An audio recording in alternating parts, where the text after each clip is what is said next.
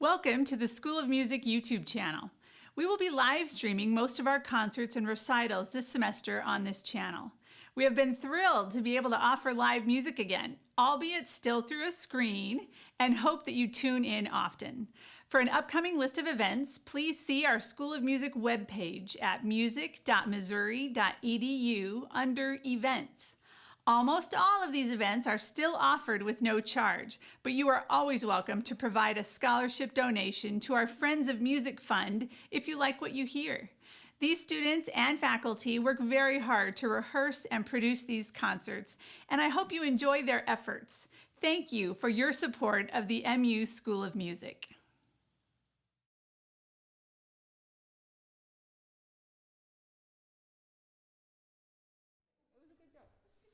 Okay, but seriously, everyone, have a great show. This has been such a fun project. Bring the energy, channel Tigue into your performance, and let's have fun with this. All right. Cool.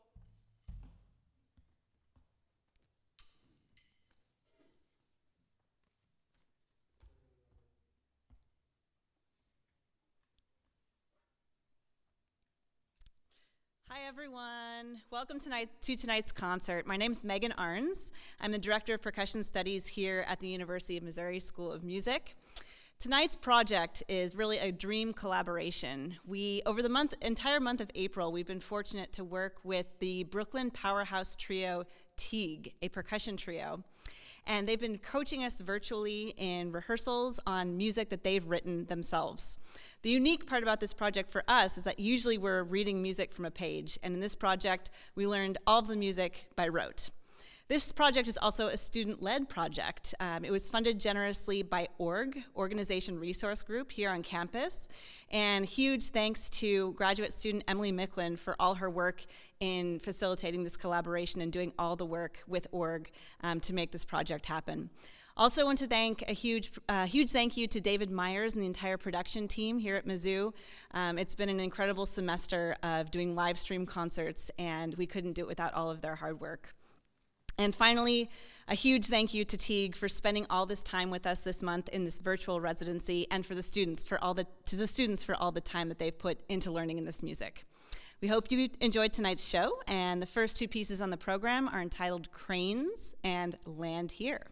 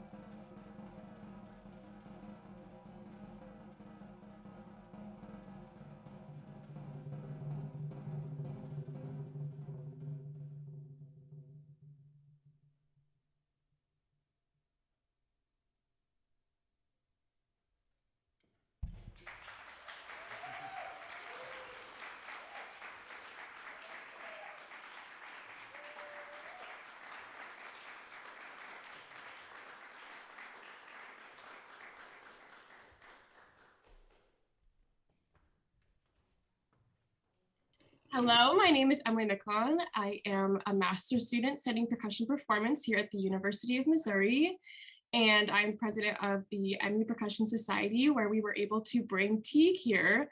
So we've been doing a month-long virtual residency with Tigue, a Brooklyn-based percussion trio, and I'm here with members Amy, Carson, and Matt. How are you guys doing today? Doing awesome. Hey. Doing great. Thanks for being here with me. We're just going to sit down and chat a little bit. I would love for you guys to start and just tell us where you are right now, who you are, how you guys know each other, and maybe just a little bit about the formation of Tigue as a percussion group. Well, where we are, we're all in semi-different places. Matt and Amy are closer, but I'm in Denver, Colorado right now. Cool. Yeah, I'm Matt. I'm in Brooklyn at my apartment. Very cool. I'm Amy. I'm also in Brooklyn, but in my apartment. I'm in that place as well. And where did Tigue start? Where did you guys were all in a central location or in different parts of the country? Well, we always say that we have started since we were practically children, which was when we were coming into our undergrad. Amy had already started school, and Matt and I were coming into school the same year. And that's like really where things started, or things at least started picking up a little bit in terms of like knowing that we wanted to play together, knowing that we wanted to like commit to something together, and we really enjoyed creating music together. Yeah. And then after that, we all ended up going to Eastman at slightly different times, like 1 year apart from each other, which is actually where we met Dr. Arns, and AKA Megan. And yeah, and I think from there, basically once we were in Rochester, things really started to pick up in terms of us trying to create an identity for our own music making by both commissioning and writing our own music. Yeah. Absolutely. Yeah, and maybe could you guys speak to Tigue's style? Like what was your main musical influences when you first came together? What drives your style, and how would you describe it? I mean, yeah, Amy, you want to jump off? Go ahead. Yeah, well, I was gonna sort of finish the historical context, and then I guess this maybe ties into that after Eastman, we all moved to New York City, also kind of one by one, about, I don't know, 8 years ago. And initially, we grew up in percussion ensemble, and I think that was the thing we were most excited about when we were in school, was playing percussion ensemble. We wrote a little bit together or put some concerts together when we were undergrads, but then in grad school, Matt definitely started branching out and writing some music. And then once we moved to New York, we had written some music together, but was still very much influenced by like the Lou Harrison, John Cage, So Percussion, Steve Reich kind of sound making. And as soon as we played that kind of music outside of the concert hall and into band spaces, clubs, that sort of shifted how we thought about our sound, because suddenly we were missing a low bass end. We were kind of like only filling up parts of the spectrum of sound that you would normally hear a band play with drums and bass and guitar and keys and things like that. And I think that really was a big influence in a transition in our sound. And maybe I'll pass it off to somebody else who wants to jump in and speak a little more about where we are now. Awesome. Yeah, I mean, I think another thing that has been a big contributor to our sound is that like our personalities all individually kind of make their way into our music making process and our songwriting process and things like that.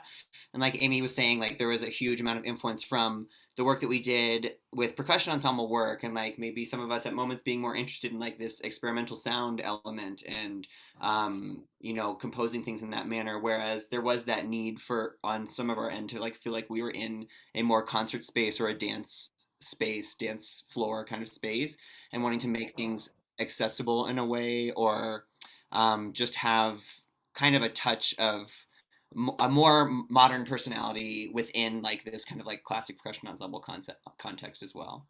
Yeah. Yeah, and to finish it, I think that we had all, outside of Teague, started playing in other bands and just being in more of like that kind of musical context of like writing songs, writing tracks, like improvising, and like that kind of took over. I think we started to like feel a kinship with people that were making music that way in New York and wanting to like play into that dialogue, and that just continued to like change the way we approached how we made things so that it seemed to like translate in all these different contexts. It's like, how do we make something that can like almost fit into all of these boxes, or fit into none of them somehow too, but I think mostly fits into all of them. Yeah, I really like that. And I think, so tonight, obviously on this concert, we're going to be playing a lot of your pieces that are original compositions. And I think the audience is really going to hear all those influences and the vibe go throughout those pieces in different ways. So maybe what we could do next is you guys could just explain a little bit about your compositional process, especially for the pieces that we're playing tonight. So what's it like to compose a piece as a trio? Who does it? What does it look like? Are we all gonna politely wait for somebody else to jump in? I want to say that like I feel like I think we all bring things that we want to do into the space, and it's like we kind of have to write in a room together. Like we don't do a lot of like demoing beforehand or like sending stuff around. It's very much like we get into a space, we like have our ideas, and we find a way that we can all be doing what we want to be doing simultaneously in a way that like functions towards like the creation of a singular vision or something. So that also like pushing back and forth, which is also part of it. Yeah, for sure. I'm trying to like think of like more like specific ways we could talk about like what that process might be. And I kind of never really thought about it before, but it's almost as if we all kind of might bring something into the room that's almost an idea that's a little bit of a like an earworm, or like, I don't know, something that's stuck there, and like the rest of us just try to help that person make sense of that. Yeah. You know what I mean? Just try to make it like I'll bring something in and say like, I don't know why, but this is working for me right now, whatever this is, and I'm playing it this way. And it's like, okay, so how do we all make sense of that in a way, or turn it into something that we can make sense of something else with? You know what I'm saying? Right. Build off of it. Yeah. Absolutely. Yeah, Amy, did you want to add anything to that? Yeah, I'll just add that, I mean, going off of what Matt and Carson said, really like Tigue only exists when the three of us are in the same room. And I think it's hard for us to conceptualize, like we were, none of us really write for the group so much outside of the group. There's been a little bit of that, but I think the energy of the three of us being in the space, and also the dialogue that happens, like Matt was saying, that push and pull, I think there's something, we all have projects outside of Tigue, but there's a certain part of us that's unlocked when the three of us are together. And I think we've always felt that spark, and it's kind of the reason why we've been doing this for so long. But some of that has to do with just the sculptures that we have set up. Like often, we're not trying to play big concert hall percussion ensemble setups. We have things that are really small. So making use of small spaces, making use of like limitations within our instrumentation. And also, trying a lot of things because we're in the space together, and throwing a lot of things out, finding just little nuggets. And then I think a lot of our compositional process is like how to develop a really small idea. Yeah. Whether that's one rhythm, or whether that is a certain kind of sound or a certain kind of imagery. It's a lot about pulling apart something that has been really, really limited by maybe a bunch of rules and trying to expand it. Yeah. And the last thing I'll say on that too, that fits into all of this, is like, I think that back early on, and I think still to this day, like there's like a choreographic energy to the way that we approach what we're doing. And I think that's been something from the beginning, where it's like choreographers work with people's bodies, like very specific people. It's like, and it fits a certain way into someone's like physicality. And I think that it's been really important to us, the way that we write our music, that it's about something that fits into our individual physicalities in a completely true and honest way. So we're never really asking someone to do something that's not how they would do it. And I think that creates a very specific kind of sound and a specific kind of like look. Yeah, that's awesome. Thank you guys. Yeah. And going off of what Amy said about Tigue existing when all of you are together, and this new kind of shift in virtual learning and virtual experiences, how has COVID shifted Tigue for you guys, and what's the future look like? I mean, it's shifted Tigue a lot. And sorry, that's my fault. But I relocated. I relocated to Denver. Yeah, because of the pandemic. I don't think if the pandemic had happened, I would have thought about doing that, or especially when I did do it. It just seemed like it made sense at the time. Granted, various variables of my living situation in New York City. And I've wanted to be out here for some time. So, and I think this is like an era of Teague that we've kind of talked about before. What it would be like to exist in different places. And so we're dealing with that kind of shift right now and wondering what that's going to look like in the future. I mean, it might look a lot like being like extra committed to projects when they do come up, or like extra committed to planning what those projects are going to be. I think that no matter what, we kind of still want to be focused on this energy that we have together and what we can build with this. What feels like an institution to the three of us right now, like in our lives anyways, it's very, very important to our collective personalities and also individual personalities. So it's just re-examining how that's going to look by not living in the same place all at once, I guess. Yeah, absolutely. And just going off of that, for this residency, how was it teaching virtually and teaching specifically your compositions virtually? Can you just speak like broadly about the experience that you had with our residency here at Mizzou? I think for me, it's been one of the most rewarding and exciting teaching experiences that we have done together as a group. Often when we're with students, it's kind of like talking through these ideas and demoing, and then like maybe playing a concert or playing like a master class. But we've had less time to really do hands-on work with some of our own processes and kind of the way we think and the way we move, and hand that over to other people and see what they might do with it. So for me, and I think it's been a real treat. This initially we were kind of just going to come and do a concert and do a little bit of work with you all, but to be able to work over the course of a month, to get to know you, to have multiple rehearsals and to really dig in, I think has been extremely rewarding, and not something that we would have been able to do probably in person. It would have been like cost prohibitive, I think. Yeah. So that has been really, really exciting. We miss being there, of course. Yeah. But it's been a really amazing opportunity. There is this thing too, where it's like, I mean, I definitely agree with everything that Amy has said, and it's nice to have this kind of like time, but it's also really funny where like we don't write our music down, and the whole our idea was like, oh, we're gonna just like teach stuff by rote, and like and it's worked, and it's worked because of the dedication of all the students, which is really rad. But it's also like there's something so like transparent about not being able to just like stand next to you and be like, just go like this, right? Like, exactly. Yeah.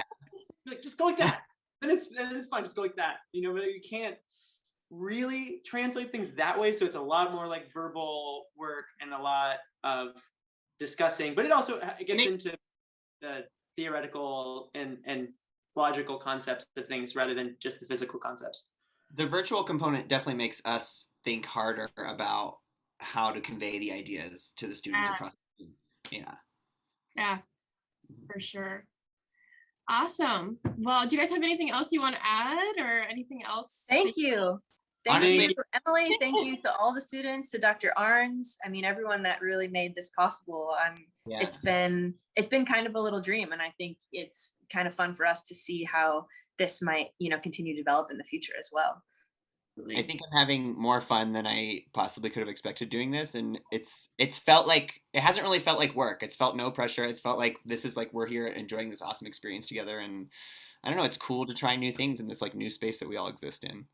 Mm-hmm. Yeah, and thank you to ORC for funding you guys coming here, and hopefully soon you guys can come to Columbia in person. That would be fun to have you guys here for sure. We'd love to come. Cool. Thank you guys so much for sitting down and chatting with me. Next up, we are going to hear some Mizzou percussion students play your composition Quilts. Thank you so much. All right, bye. Cool.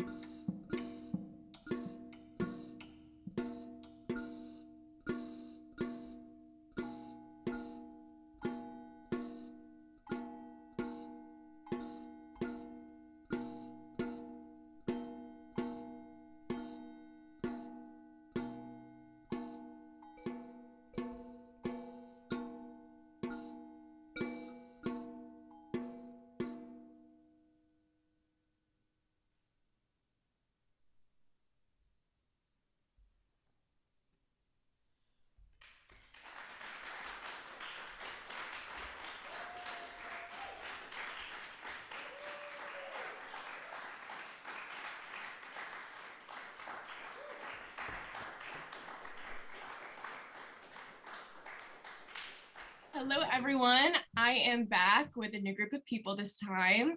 I'm sitting here with a group of our graduate students here at Mizzou.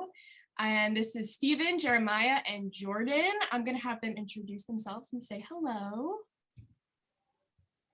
Hello, I'm Stephen Landy. I'm a second year master's student, and I'm from Florida. And I'm Jeremiah Ingram. I'm a first year master's student and I'm from Alabama.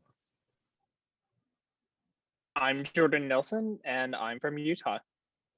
Nice. Thank you all for joining me. And we just saw Jordan and Jeremiah play in this new forest.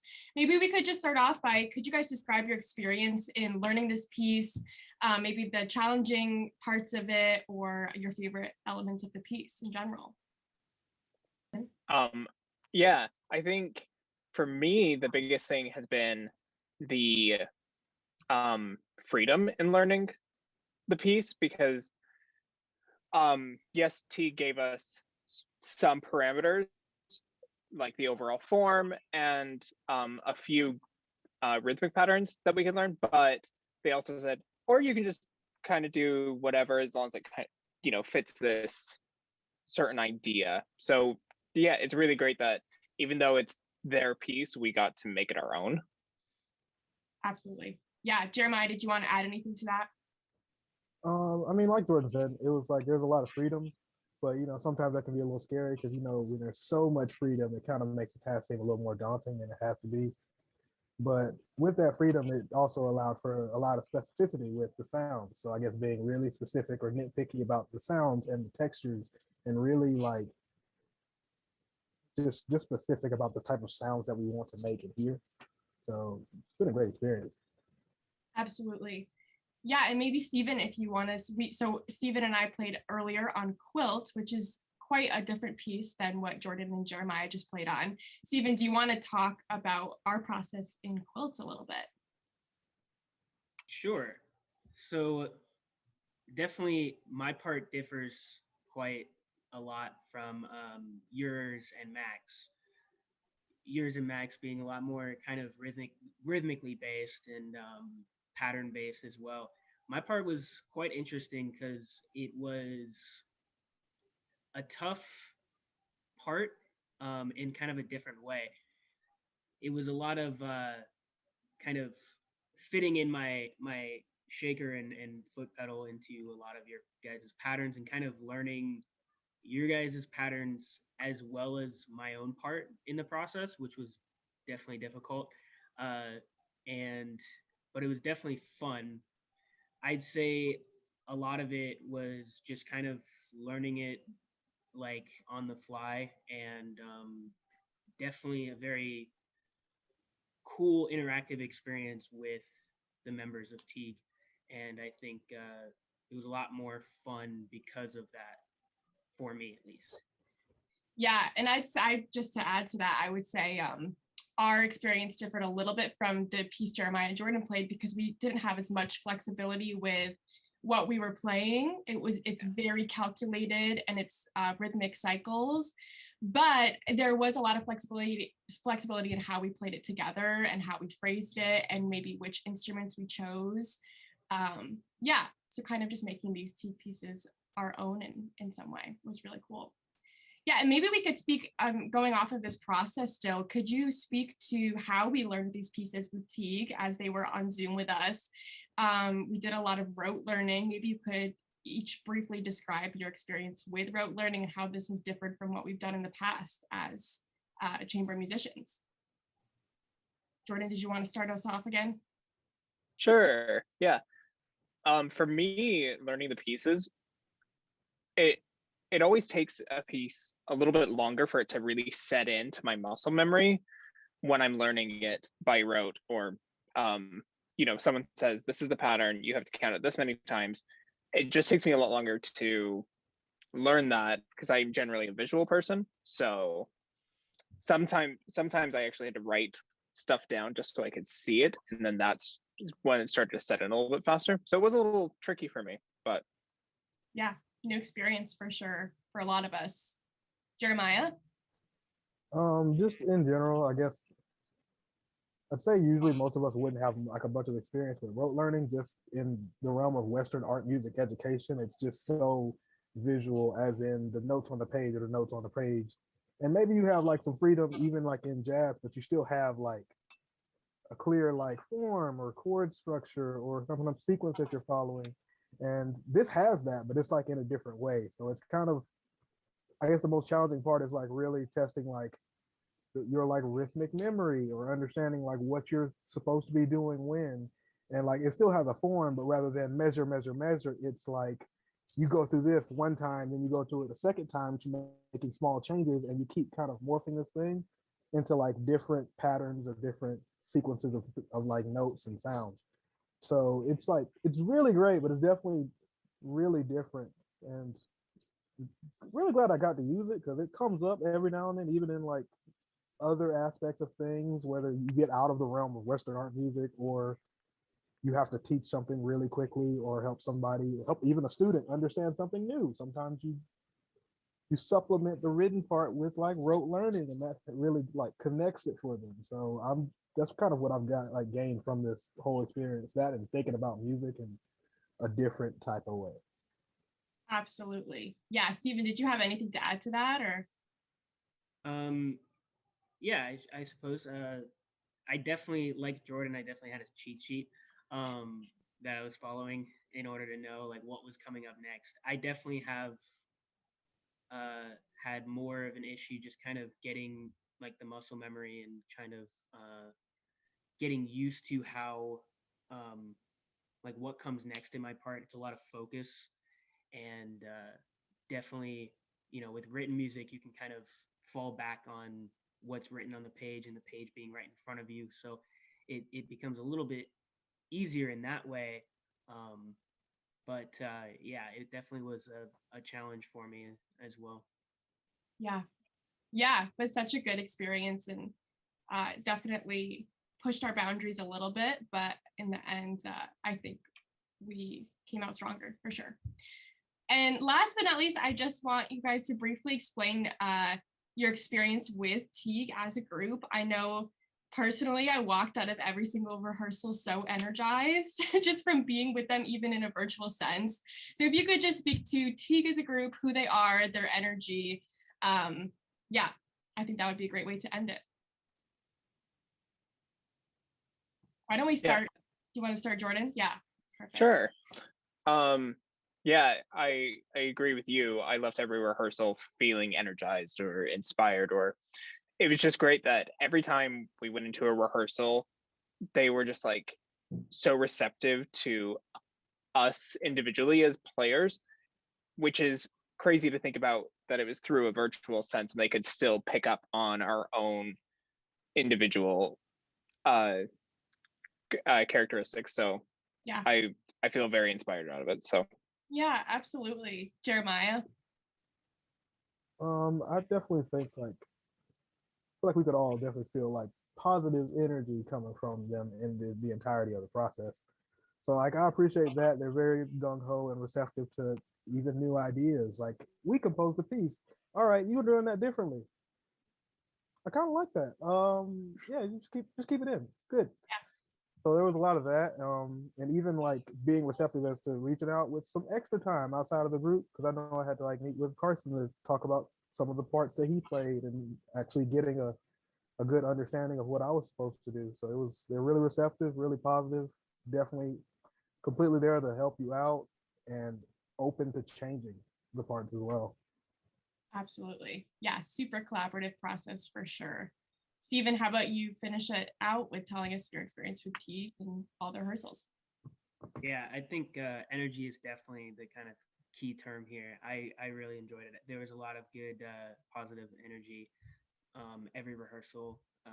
The first rehearsal, I knew I didn't really know what to expect because I'd seen them play, but I'd never met them personally, and it definitely exceeded my expectations. It was very fun learning experience overall. Yeah, I agree. It's been a super fun month, and I hope everyone has enjoyed the pieces that we've played of Tigue so far. We are going to finish our concert out with one last piece. We're going to jump to the undergrads, and they're going to play Sitting Ripped by Tigue. Thank you all so much for joining me.